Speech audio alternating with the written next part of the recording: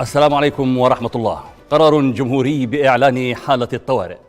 رئيس مجلس القيادة الرئاسي بعد الاطلاع على دستور الجمهورية اليمنية وعلى المبادرة الخليجية وآليتها التنفيذية وعلى قرار إعلان نقل السلطة وتشكيل مجلس القيادة الرئاسي، واستنادا إلى الصلاحيات الممنوحة لنا بموجب الدستور وبمقتضى المادة 1 فقرة زين 7 من القرار رقم 9 لسنة 2022، وحفاظا على أمن المواطنين كافة، وتأكيدا على الالتزام بوحدة اليمن وسيادته واستقلاله وسلامة أراضيه، ولضرورة مواجهة الانقلاب على الشرعية المستمر من العام 2014 والفتنة الداخلية التي قادتها عناصر التمرد العسكرية التي تلقت أوامر من دولة الإمارات العربية المتحدة بالتحرك عسكريا ضد المحافظات الشرقية بهدف تقسيم الجمهورية اليمنية، وما قامت به من انتهاكات جسيمة بحق المواطنين الأبرياء.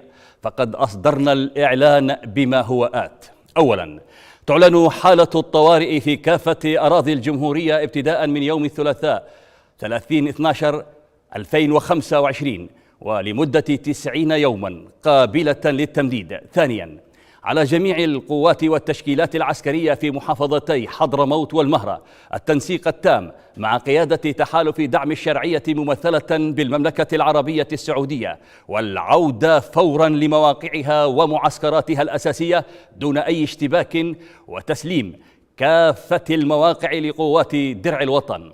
ثالثا، يمنح محافظي حضرموت والمهرة كافة الصلاحيات لتسيير شؤون المحافظتين والتعاون التام مع قوات درع الوطن حتى استلامها للمعسكرات.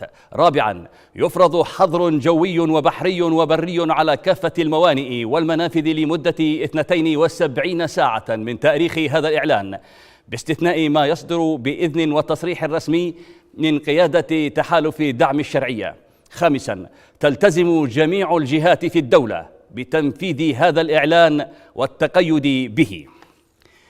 كذلك قرار جمهوري بإخراج دولة الإمارات من اليمن.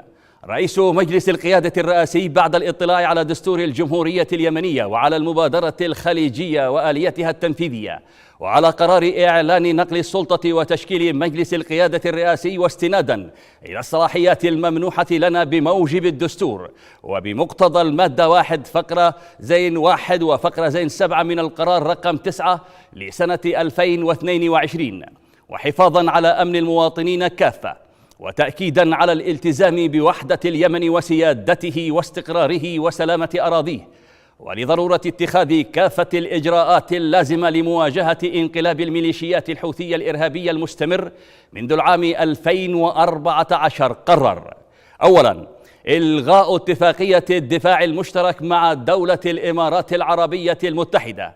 ثانيا، على كافة القوات الإماراتية ومنسوبيها الخروج من كافة الأراضي اليمنية خلال 24 ساعة. ثالثا، على قوات درع الوطن التحرك وتسلم كافة المعسكرات في محافظتي حضرموت والمهرة.